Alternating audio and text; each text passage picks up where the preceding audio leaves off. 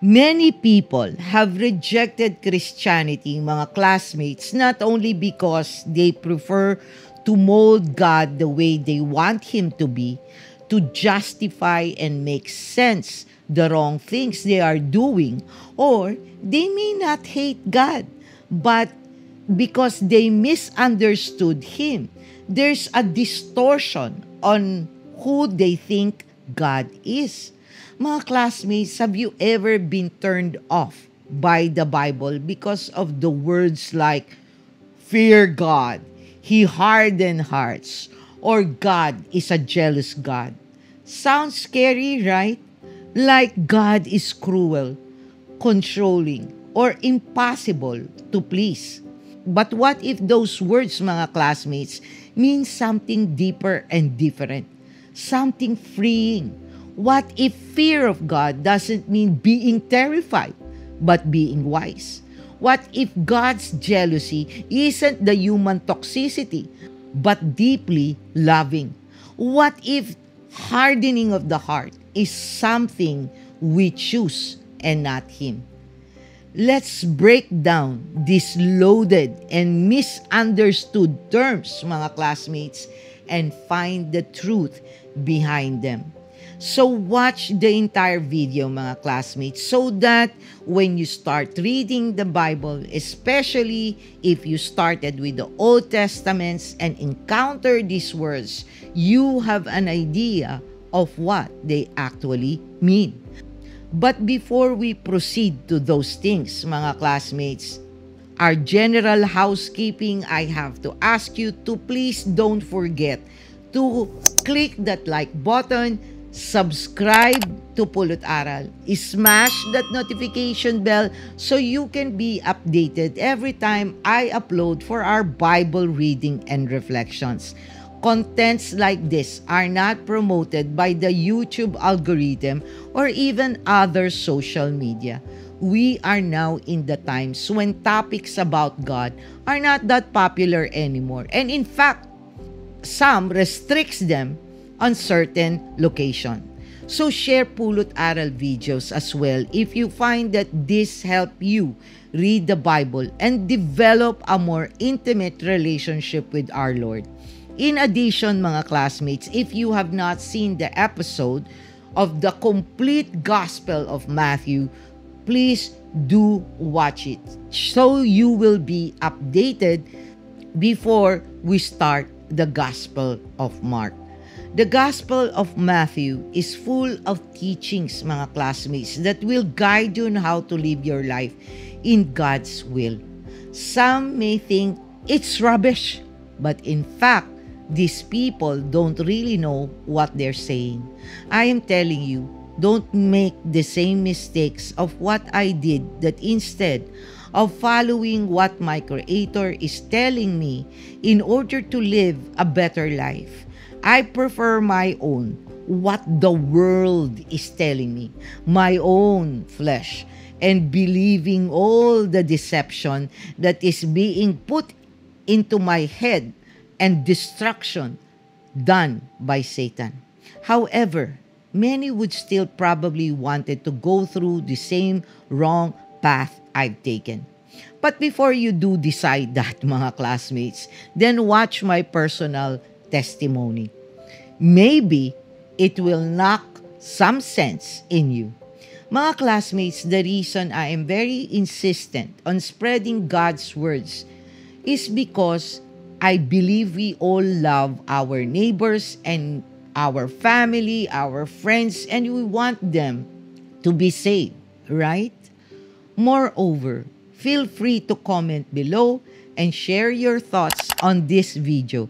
So, mga classmates, without further ado, this is Doc Jean. Welcome to Pulot Aral. Let's dive in.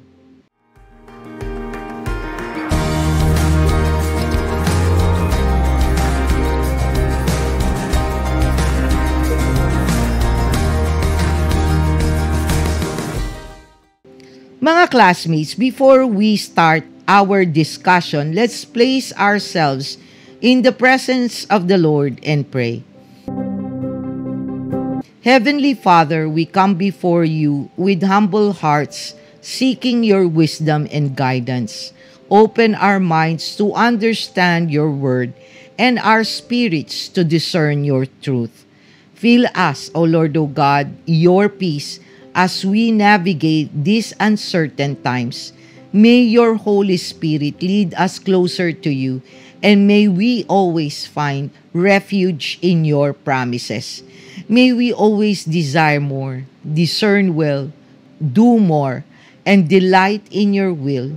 In Jesus' name, we pray. Amen. Mga classmates, if you have not read the Bible from cover to cover or started first in the New Testament, when you get to the Old Testament, you will be reading these three phrases or words that you may think or say, this doesn't sound like God. Or, is this really God? Or, why is God doing this? Because of jealousy?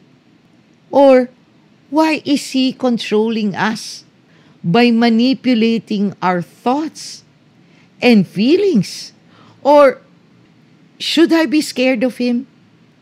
Well, mga classmates, definitions of words are always important. Remember, the Old Testament is translated from Hebrew to English. That is why it is very important that you choose the right version of the Bible that's suitable for your preference. Do you want a translation word for word or by phrase? How accurate you want it to be? So if you want to understand my simple explanation about versions of the Bible, do watch this video. Click the link above. Anyway, mga classmates, as I was saying, defining words are very important. So is the context. So we can fully understand what we are reading and not be deceived by Satan to misinterpret God's words or believe those people who wants to mislead you. So let's start with the first phrase that's often confusing. And you may misunderstood like I did when I first read in full the Old Testament. Number 1, fear of God. Many hear fear of the Lord and picture a wrathful, lightning bolt-throwing God. It is the kind of fear that comes from understanding His power, justice, and holiness, while also recognizing His love, mercy, and grace. It is the awareness that He sees all, knows all, and holds everything in His hands. So in other words, mga classmates, the Bible presents a different picture of fear of the Lord. Means deep reverence, awe, and humility before a holy, all-knowing, loving God. Throughout Scripture, the fear of God is described as something that leads to wisdom, protection, and a right way of living. It is not just about avoiding sin out of fear of punishment, but about living in alignment with God's will because we love and respect Him. Here are some Bible verses that explain what it means to fear the Lord, mga classmates.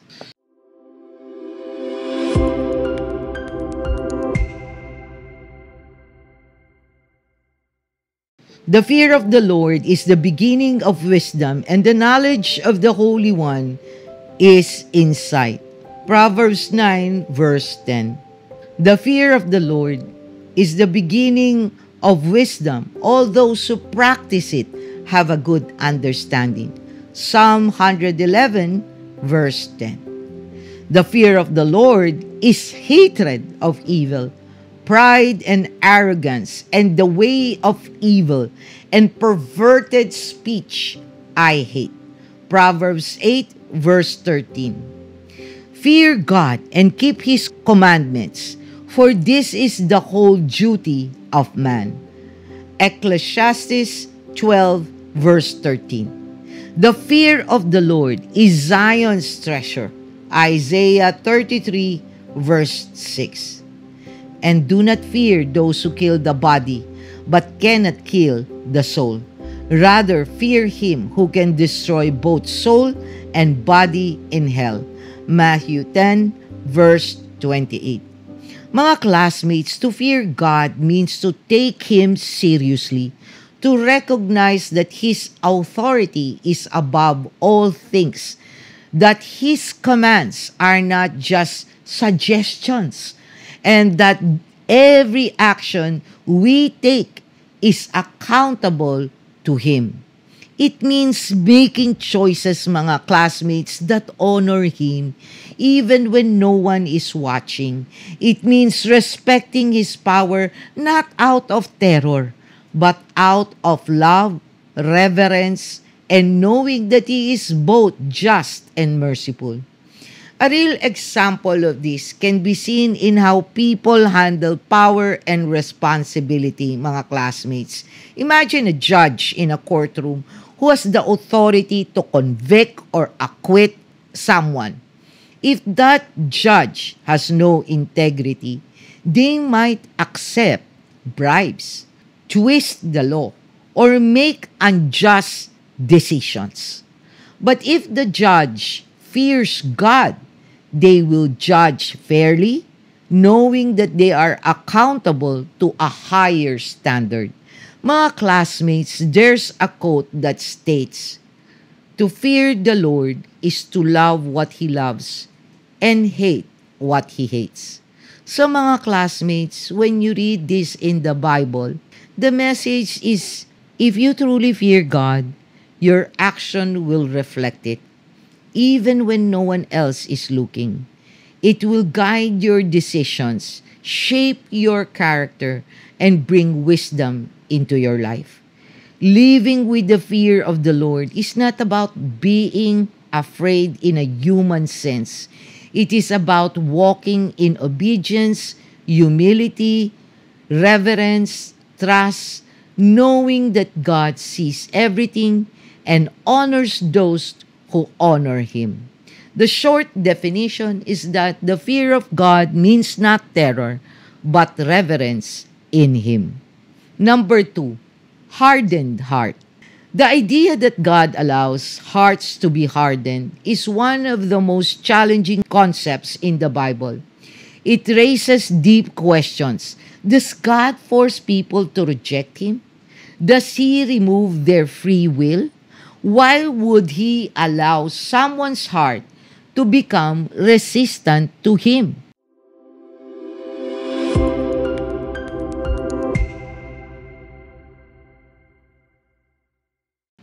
When verses like Exodus 9 verse 12, "But the Lord hardened the heart of Pharaoh, and he did not listen to them, as the Lord had spoken to Moses," Exodus 9 verse 12, or Romans 9 verse 18, "So then He has mercy on whom He wills, and He hardens whom He wills," Romans 9 verse 18.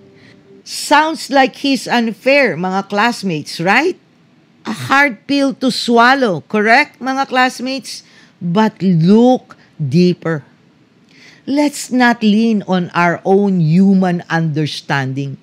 The truth is, when the Bible says that God hardens hearts, it means He allows people to continue in their own stubbornness, pride, and rebellion.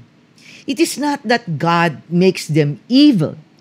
It is that He removes His restraint, letting them fully experience the consequences of their choices.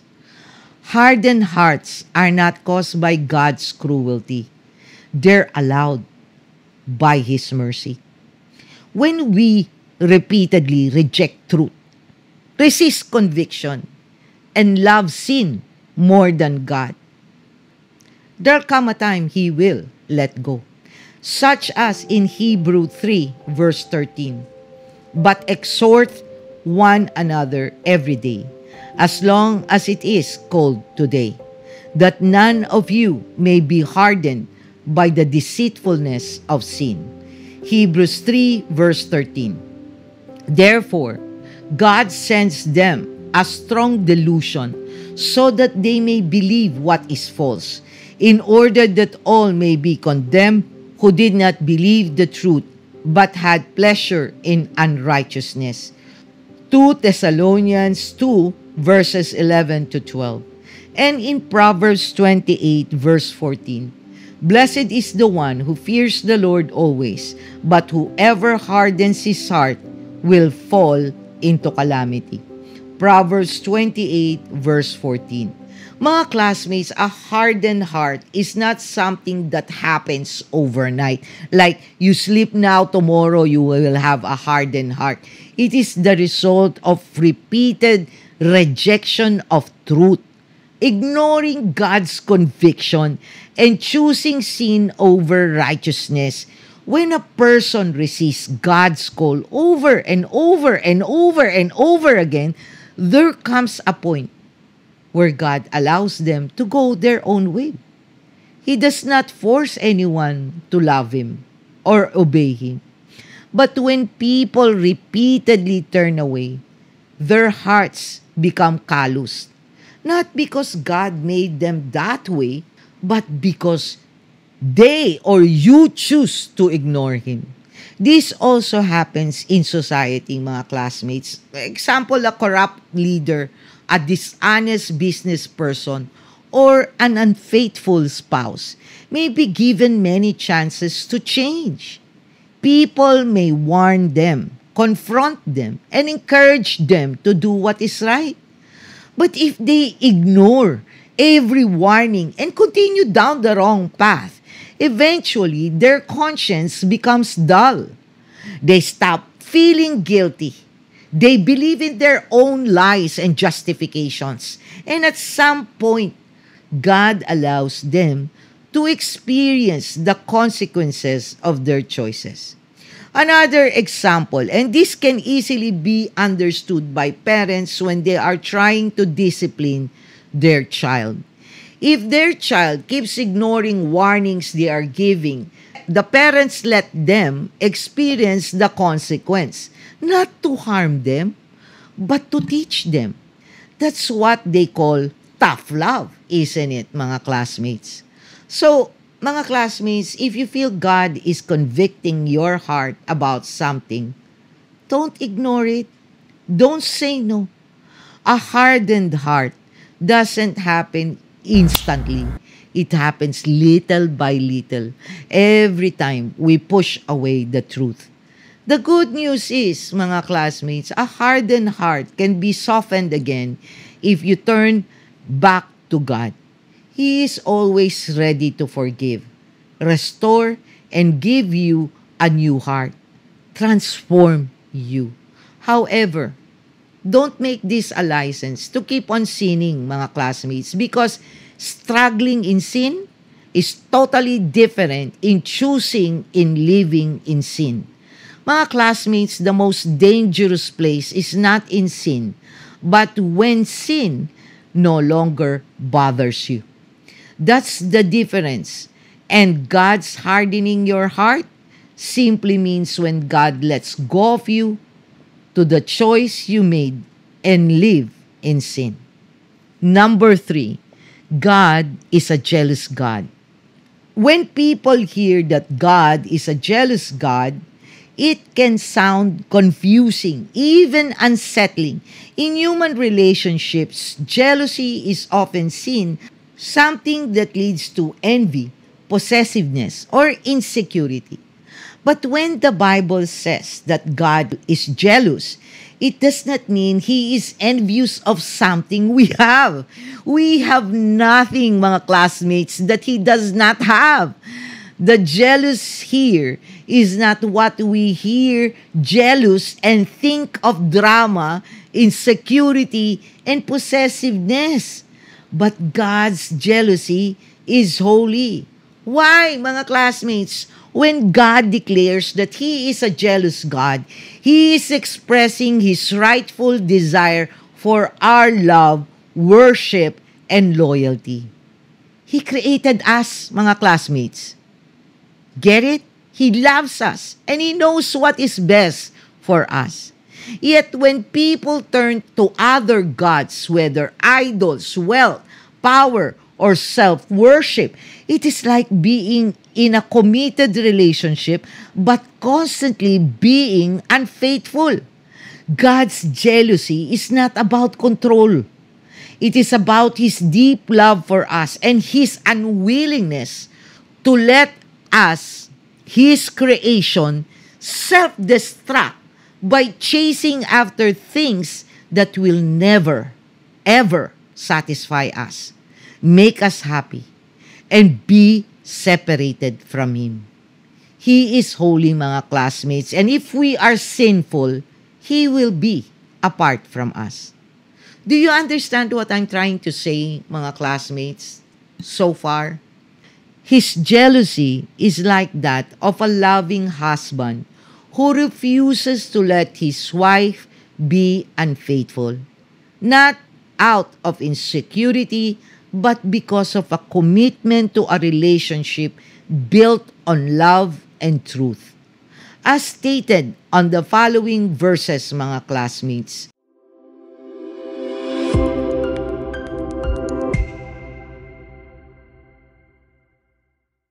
"For you shall worship no other God, for the Lord, whose name is jealous, is a jealous God." Exodus 34 verse 14. "For the Lord your God is a consuming fire, a jealous God." Deuteronomy 4 verse 24. But Joshua said to the people, "You are not able to serve the Lord, for He is a holy God. He is a jealous God. He will not forgive your transgressions or your sins." Joshua 24 verse 19. The Lord is a jealous and avenging God. The Lord takes vengeance and is fierce in wrath. The Lord takes vengeance against His foes. He is furious with His enemies. Nahum 1 verse 2. "For I feel a divine jealousy for you, since I betrothed you to one husband, to present you as a pure virgin to Christ." 2 Corinthians 11 verse 2. This can be understood through real-life relationships, mga classmates. Imagine a husband who loves his wife deeply. He has been faithful, provided for her, and cared for her. But then, she starts giving her heart to someone else, flirting with another man, or prioritizing others over their marriage. Wouldn't it be natural for the husband to be jealous? Not out of petty insecurity, but because his love demands exclusivity. That is what God's jealousy is like. He knows our hearts are easily drawn away, and He desires for us to remain faithful to Him. It means He wants our full heart because He created us for Himself. He will not compete with idols, be it money, fame, or our own self. Mga classmates, if you feel distant from God, ask yourself, what has taken His place in your heart? Have you put your career, relationships, or personal desires ahead of Him? If so, mga classmates, the good news is God's jealousy is not insecurity. It's His mercy. He is calling you back. He is rebuking you, not to control you, but to bring you back to the love, peace, and purpose you were created for. In other words, mga classmates, the meaning of God is a jealous God is not petty like we humans do, but protective. Mga classmates, the Bible is not meant to scare us. It's meant to shape us. Let's stop avoiding scriptures because of misunderstood words and start seeking what they really mean. To fear God is to live wisely. To reject Him is to risk a hardened heart. And to love Him is to understand His jealousy. Let's return to God not out of fear of punishment, but out of love for His grace. Mga classmates, thank you for staying with me on the break before we start on the Gospel of Mark. Always stay safe and be healthy. God bless you all. This is Doc Jean. Bye!